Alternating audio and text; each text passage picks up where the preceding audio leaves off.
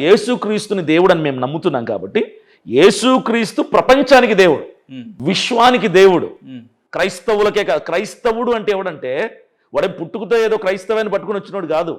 యేసు ప్రభుని అంగీకరించాడు కాబట్టి క్రైస్తవుడు అయ్యాడు. దేవుడు సృష్టికర్త అని మీరే మాట్లాడు. ఎగ్జాక్ట్లీ. సృష్టికర్త అంటే ఎన్నేళ్ళు క్రితం సృష్టికర్త? అసలు ఈ సృష్టి పుట్టక ముందు గతంలో మన మానవ జీవన విధానం లేదా? మనుషులు బతకలేదా? లేదంటే వాళ్ళ ఆయా దేవుళ్ళని నమ్ముతలేరా? ఎట్లా అన్నట్టు బైబిల్ పుట్టక ముందు మా విశ్వాసాలు లేవా? మరి అదెట్లా? సృష్టికి ముందు బిఫోర్ క్రియేషన్ ఏమి లేదు, శూన్యం ఉంది. సృష్టిని కలగచేసిన దేవుడు ఒక్కడే. ఆ దేవుడు యేసుక్రీస్తు. ఇది ఓపెన్ స్టేట్మెంట్. ఇందులో ఎలాంటి సందేహాలు, ఎలాంటి ప్రశ్నలు లేవు. ప్రపంచంలో ఉన్న దేశాల ప్రజలందరికీ దేవుడు ఒక్కడే, ఆయన యేసు ప్రభు అని నేను చెప్పగలను. నేను నమ్మే సిద్ధాంతం కూడా అదే.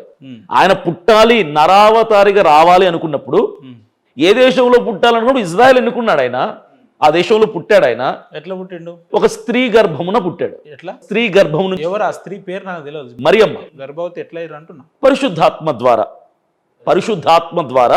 పరిశుద్ధాత్మ అనే ఒక శక్తి ద్వారా ఆవిడ అంటే పురుషుని కలయిక లేకుండా ఆవిడ గర్భవతి అయింది.